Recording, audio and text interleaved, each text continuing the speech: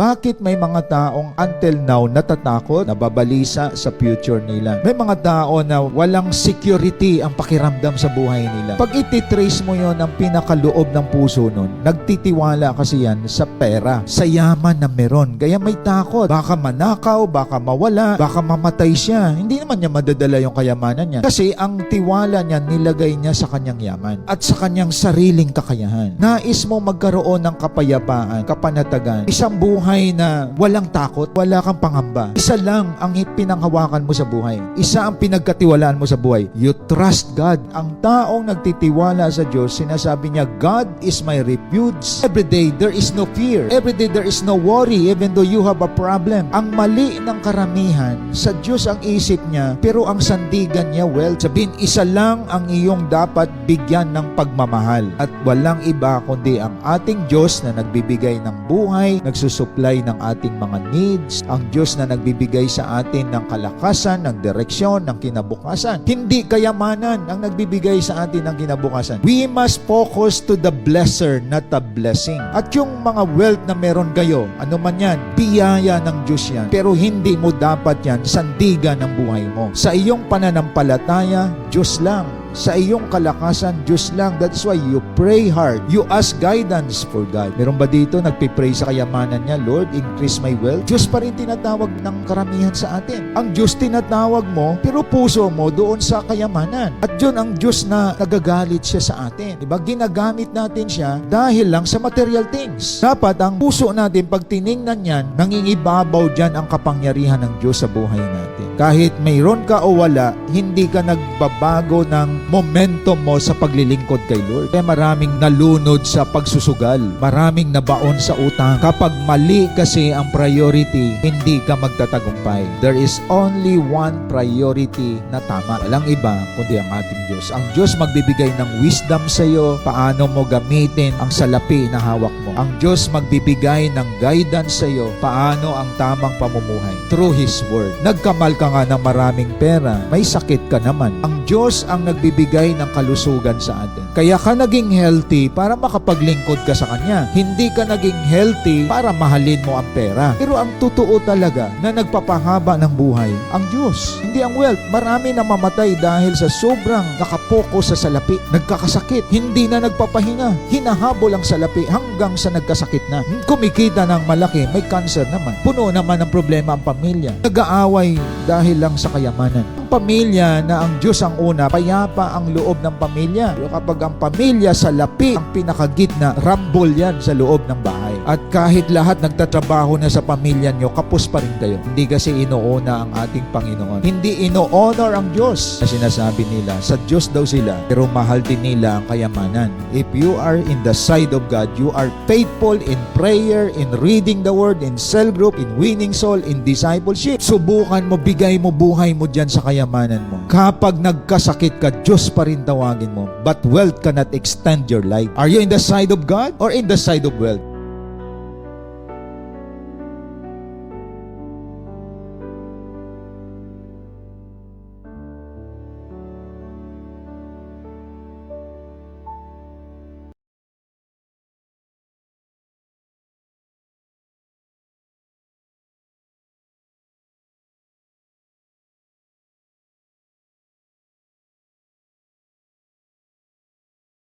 Saan ang galing yung napasama, napahamak, nasira ang buhay? Kasi kinakalaban niya ang makapangyarihan sa lahat. You cannot resist the will of God kasi irresistible ang Diyos. If we resist the will of God and we allow our will, ang gusto natin na mangyari, napapahamak tayo, masisira tayo. Let the will of God prevail, not our will. Magulo gawin ang mga bagay na hindi kalooban ng Diyos. Like for example, pinapaaral ka ng parents mo. Season ng pag-aaral, inuna lalaki, inuna babae. Nag-asawa, alanganin, ngayon nagkaroon ng anak. At nangyari habang lumilipas ang panahon, may nakita na namang panibagong guy. Gusto niya naman na maging kasama sa buhay. Wala na, natali na siya sa isa. Sometimes ganito yan. Tandaan ninyo mga kabataan, may nakalaan ang partner ang Diyos sa buhay mo. Kaya lang, nagmadali ka. Kaya ang nakuha mo, hindi kalooban ng Diyos. Kaya nagsisigawan kayo, nagsasakitan kayo, nagmumurahan kayo. At marami dyan, may regrets. Kasi hindi yan ang tao para sa iyo. Kaya pumapasok dyan yung permissive will of God.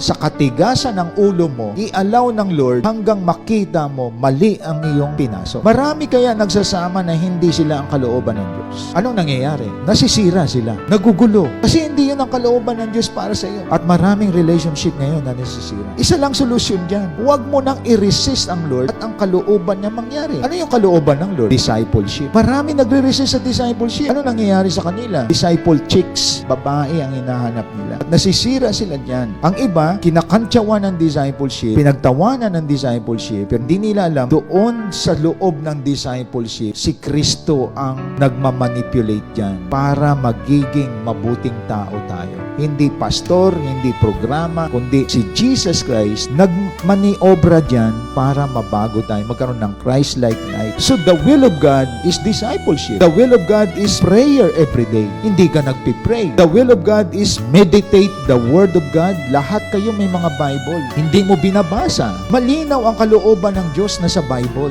The will of God is in the Bible. Lahat ng ginagawa natin dito, will of God. Kapag ipilit natin ang man's will, nasisira tayo. Saan ang galing yung pagkagalit? Saan ang gagaling yung pag-aaway, maiksi ang pangunawa, saan nanggagaling yung pagkamuhi, saan nanggaling yung paninira sa kapwa, nanggagaling yan sa pag-resist mo sa Lord. Umaayaw ka sa ginagawa ng Diyos para sa iyo at gusto mo yung sarap palagi matikman ng laman mo. Yun ang gusto mo. Tingnan ninyo si Jesus Christ. Bakit siya tinaas? Lord of Lords, King of Kings. Why? Ang prayer niya sa Gethsemane, Father, not my will, but your will be done. Ang will ng God ang nag-prevail sa buhay ng ating Panginoong Jesus. That is why He is our Lord. He is our Savior. Kita niyo mga kapatid, walang masama sa kalooban ng Diyos. Dahil alam ng Diyos ang ikakabuti sa atin. Pero may masama sa kalooban ng tao. You are against the will of God. It's like a tug of war. Masasadsad ka lang, masasaktan ka lang. Kaya napapansin ninyo, we are vigilant in discipleship. We are vigilant in winning soul.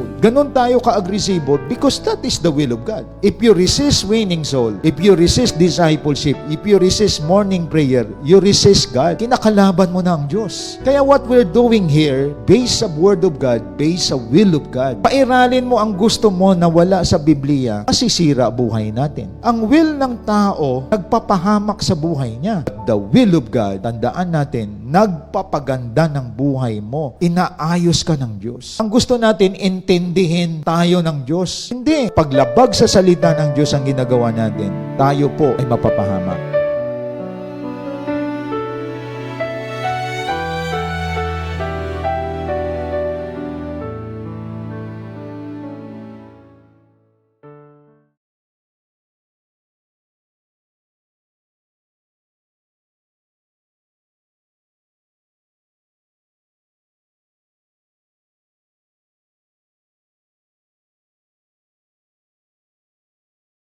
Ang Diyos ay banal, dapat makikita din sa atin ang kabanalan. Through the Lord Jesus Christ, nilinis tayo ng ating kasalanan, na-restore ang holiness sa atin. Lumalayo ka sa kasalanan dahil naibalik ka ni Kristo Jesus. So naibalik ang image of God in us. So wala na sa atin dapat ang sinful practices. Nilalayuan mo na yung kasalanan sa buhay mo. At may power tayong gawin yan because we have Jesus Christ in our life. Hindi na makikita sa iyo ang kasinungalingan, hindi mo na practices ang pagmumura, pagsiselos, pagkakaroon ng insecurity sa sarili, mababa ang tingin sa sarili, yung maninira ka sa kapwa, yung naging chismoso ka, that is not the image of God in us. Makikita natin na ang holiness ng God ay dapat na preserve din sa buhay po natin. Ang Diyos ay matuwid, tayo din dapat namumuhay ng matuwid. Kaya isa ito sa challenge sa ating lahat. Hindi ka dapat nakikita sa loob ng puso mo na may puot ka, may galit ka, may pagko-compare compare ka sa buhay ng ibang tao, mababa tingin mo sa sarili mo, at the same time may identity problem ka pa din,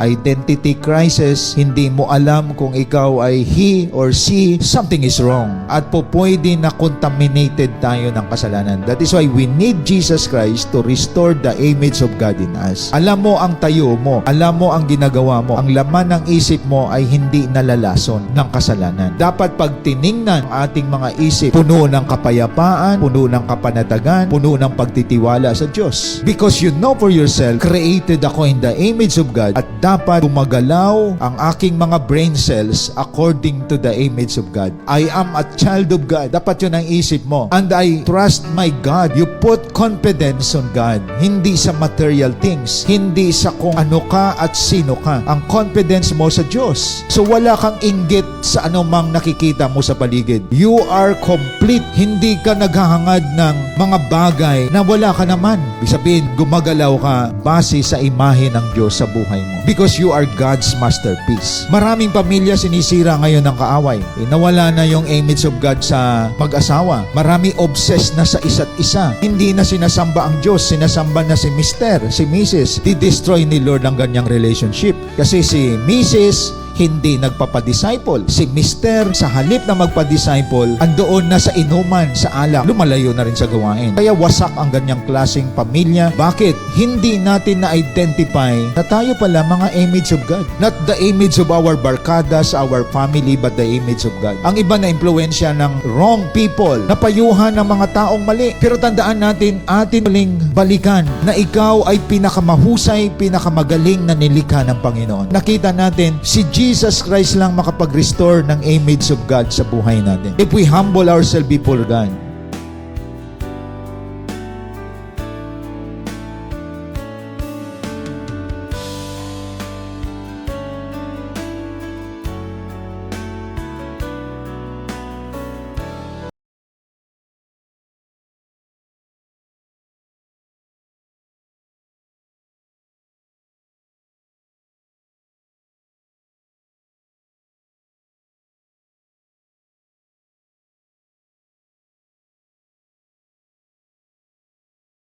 So tayo ay lumalabag sa disenyo ng Diyos kapag hindi tayo lumalago. Ibig sabihin, kung nananatili tayong baby Christian o baby disciple, it's not from God. Dapat nadidevelop, nag-i-improve ang isang Kristiyano. Dapat nahuhubog siya at nakikita ang pagkakaiba niya noon kaysa ngayon. Dahil disenyo ng Diyos ang paglagong spiritual. Sa church, may development. Kapag ang church lahat ay nakikinig lang at hindi ginagamit, puro mga bansot ang kanilang spiritual life. At hindi sila asset ng church. They just come and go, listen. At ang iba nagpapagalingan sa knowledge. Ang iba nag-aaway na nga sa church. Dahil ang uhusay, pinaglalaban, matagal ako sa church na to. Nagpapagalingan na ng kaalaman, pero akala nila yon ang growth. Hindi. Ang growth, dati nakikinig, ngayon pinapakinggan na siya. Dati follower, ngayon leader na siya. At dapat yan ang nadidevelop sa mga churches natin. We develop more disciples and leaders, not just listener. Biro mo kung may 1,000 ka, puro listener yan. That is not growth. Hindi yan growing spiritually. Ang growing spiritually, ganito yan. You have more than 100 group leaders. You have more than 200 leaders. Extended arm ng pastor na ginagamit sa pag-reach out sa mga tao na mga weak.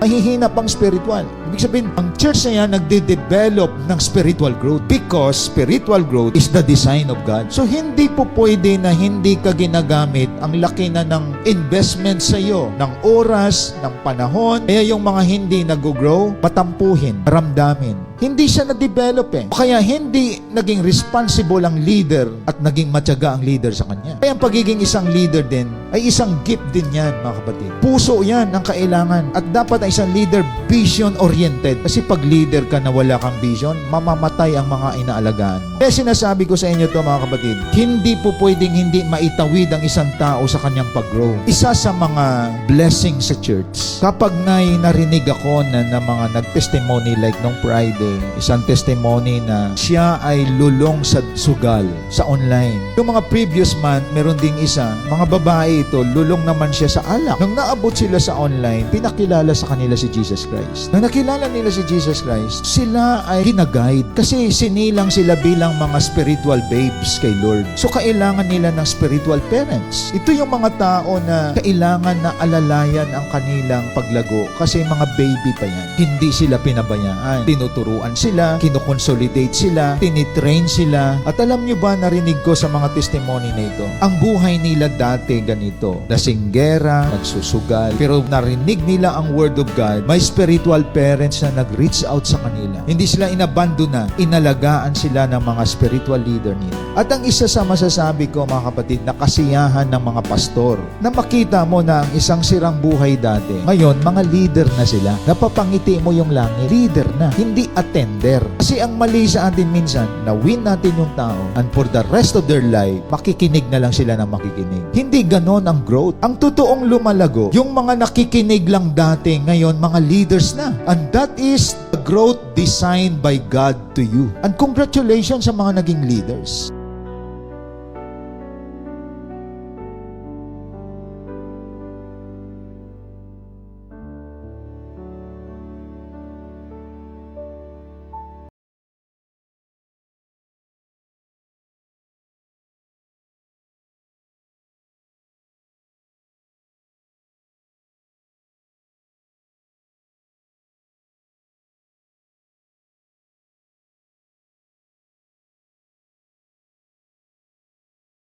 Ang anak ay pagpapala. Lahat ng anak, blessing yan nang lumabas sila sa mundong ito. Pero kapag na-mishandle mo yung mga anak mo, sa dulo, naging drug addict. Dahil nakasama niya mga toxic people. Marunong na magmura, marunong na bastusin ang magulang, hindi na ginagalang ang parents. Yung sinisigawan ka na at pagkatapos ay pinapahiya ka na bilang parents. Alam niyo ba bakit? Na-mishandle ng parents sa mga anak niya. Paano, pastor? Ang parents mismo, hindi siya nagbibigay ng value sa disciple. Hindi niya binibigyan ng value ang pagsamba sa Diyos. Ang parents mismo ay hindi naging model sa mga anak. Ang mga magulang nakatutok lang sa material na bagay. Na-educate mo nga yung anak mo sa magandang school. Hindi mo siya na-educate pagdating sa salita ng Diyos. Blessing ang pagkakaroon ng anak pero mate-turn into curse kapag na-mishandle mo ang mga anak mo. Dapat kapag pinagpala tayo ng anak, ingatan mo yan hanggang paglaki na sa paglaki niya, magiging obedient, godly person siya. It's because you handle well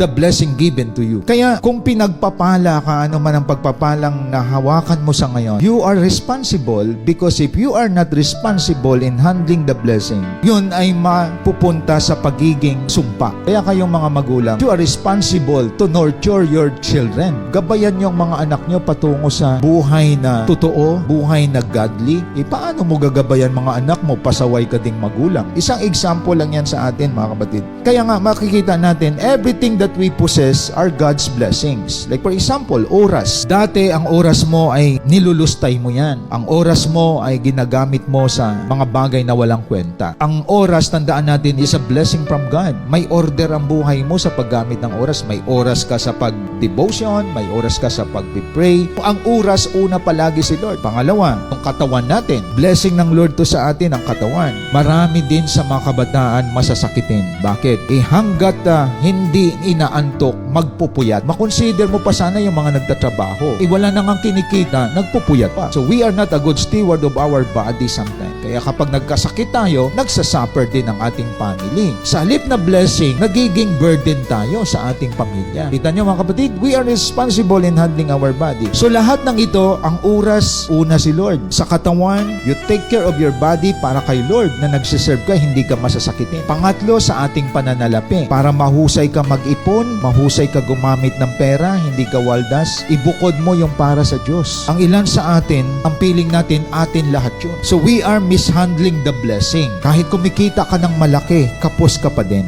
Kahit kumakayod ka araw at gabi, kapos ka pa rin. Kahit linggo, naghahanap buhay, pero kinakapos pa rin. And that is a curse. Sumpa kaya yun na nagtatrabaho ka para bayaran ang utang mo. At sumpa yun na kumikita ka pambayad ng utang, pero wala ka na. So in mishandling God's blessing, naghahatid sa atin sa curse. Sayang, di ba? Si Kristo naging sumpa para pagpalain tayo. Nung pinagpala ka ngayon, natakaw ka sa pagpapala, nakalimutan mo yung blesser. Napabayaan mo ang cell group. group. Napabayaan mo ang responsibilidad mo bilang leader. At mapapansin ninyo, hindi ka makaahon kahit ano gawin mo. Iwanan mo na lahat ng gawain. Magtrabaho ka, kumikita ka, kinukulang ka pa din. Hindi ka responsible sa pagbalik ng para sa Diyos. Hindi ka naging responsible na dalhin ang pamilya mo kay Lord. Hindi ka naging responsible sa katawan mo kaya naging masasakitin ka. Sa halip na itulog mo, nagpupuyat ka dyan sa online games. Ang iba, wala na silang connection sa church. Puro na lang trabaho, puro pamilya. Naghahanap buhay, kapos pa rin. Kaya nakita natin, kapag na-mishandle mo ang blessing, nagiging curse ito.